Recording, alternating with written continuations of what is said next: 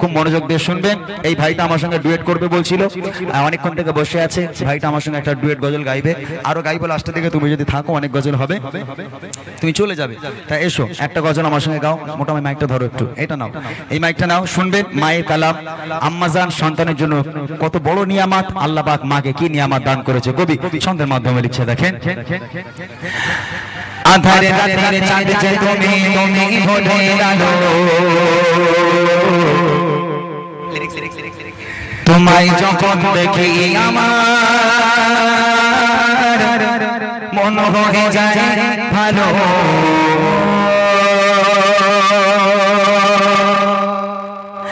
আধারে রাতের চাঁদ যে তুমি ভোরের আলো, তোমায় যখন দেখি আমার মন হয়ে যায় ভালো।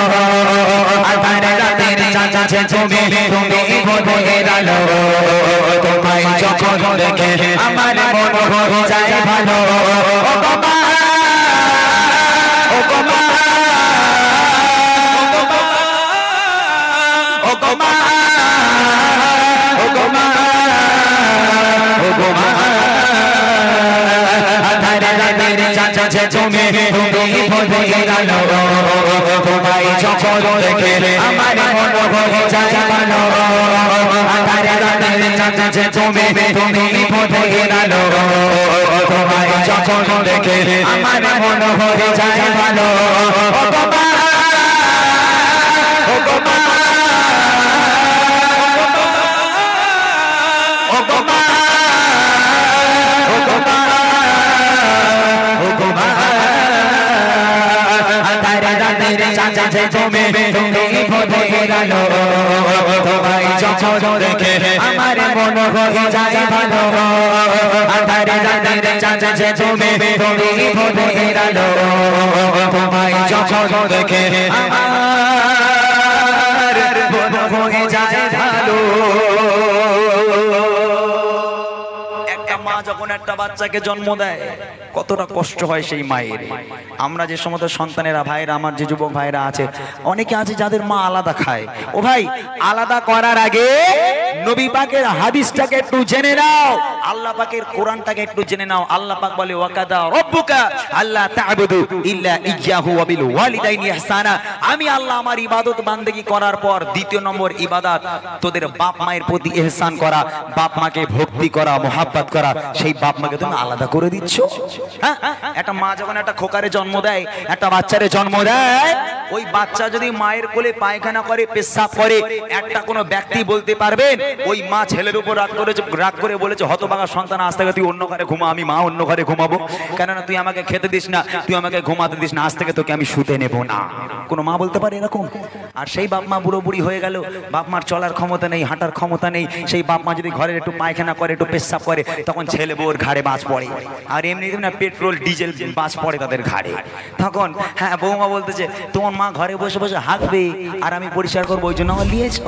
হ্যাঁ, যদি আমাকে রাখতে চাও ও বুড়ো বুড়িটাকে বার করো ঘর থেকে, ওই নোংরা সহ্য করা যাবে না। আর যদি মনে করো বাপ মা ঘরের মধ্যে থাকবে, তাহলে আমার বাপের বাড়ি দিয়ে এসো। হতভাগা সন্তান বউয়ের পাল্লায় পড়ে উঠানে যে একটুখানি জায়গা আছে, একটা ছোট্ট তিরপল খাটিয়ে একটা তক্তপোষ দিয়ে ওর মধ্যে বাপ মাকে রেখে দিল, ওখানেই বাপ মা পচে মরুক, দেখার দরকার নেই। তাই কবি লিখছে, দেখেন, যাজো মাখা মুখটে তোমার, যাজো মাখা মুখটে তোমার, দেখলে পাবে মন আধর করে দেখো যখন ওরে দেখো কাশো, আধর করে দেখো যখন ওরে দেখো কাশো।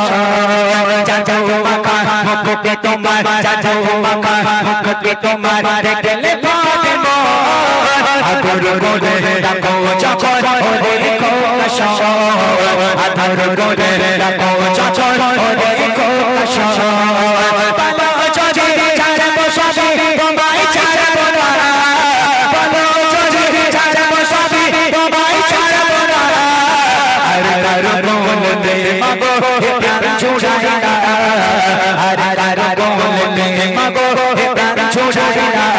ও বাবা, ও বাবা,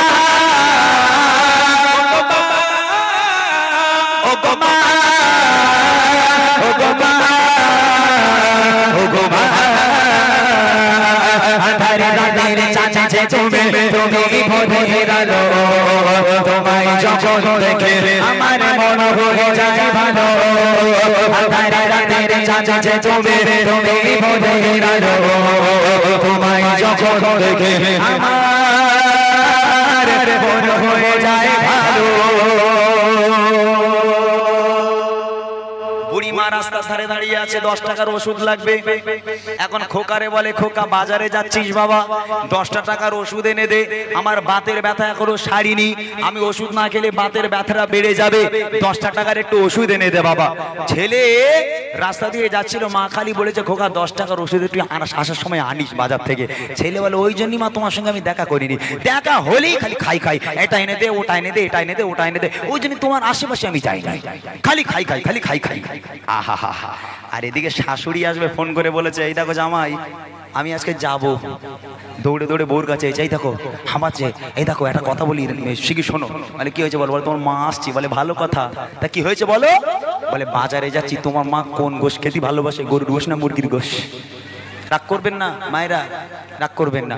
তোমার মা কোন গোশ খেতে ভালোবাসে, মুরগির গোশ না গরুর গোশ? বলে আমার মা দুটোই খায়। বলে শোনা তুমি কিচ্ছু চিন্তা করো না, দুটোই নিয়ে আসো। আহা হা, শ্বশুরের শাশুড়ির প্রতি কত দরদ। আর যে শাশুড়ি ঘরের মধ্যে এসছে, কোথাও কিছু না, একদম পুরো গিয়ে পায়ে হাত দিয়ে কত মুসি করে সালাম করে, মা ভালো আছে, মা ভালো আছেন, আসতে অসুবিধা হয়নি তো? আর মা যদি রাস্তার ধারে দাঁড়িয়ে দাঁড়িয়ে একটু বলে খোকা 10 টাকার ওষুধ, তোমার সঙ্গে দেখা হলে গাড়ি খাই খাই খালি খাই খাই, কবে যে জমের বাড়ি যাবে তুমি? আহা, রাগ করবেন না।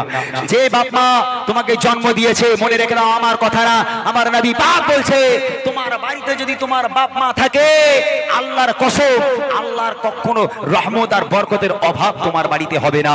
আর যদি তোমার বাড়িতে তোমার বাপ মা না থাকে, মনে রেখে দাও লাখ লাখ টাকা ইনকাম করে আনবে, কখনো তোমার ঘরে বরকত থাকতে পারে না। তোমার বাপ মা তোমার জন্য রহমত, তোমার বাপ মা তোমার জন্য বরকত। শেষ কথায় কবি লিখছে দেখেন, তোমার মতো এত তোমার মতো এত কেউ পাবে না, সবার থেকে প্রিয় তুমি, তুমি আমার মা, সবার থেকে প্রিয় তুমি, তুমি আমার মা। তোমার মতো এত তোমার মতো এত কেউ পাবে না, সবার থেকে প্রিয় তুমি, আমার মা, সবার থেকে প্রিয় তুমি, তুমি আমার মা। চলে চলে যাও করো রেখে যেও না, চলে চলে রেখে যেও না, মন বলে মা তোমায় ছাড়া আমি বাঁচব না, মন বলে মা তোমায় ছাড়া আমি বাঁচব না। ও বাবা, ও বাবা, ও বাবা, ও বাবা, ও বাবা,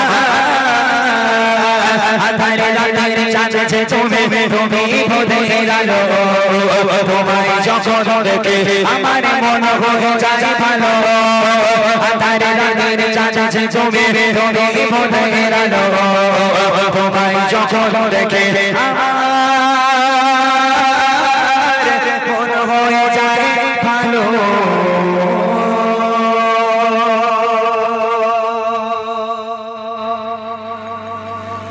হ্যালো, বাহ সুন্দর।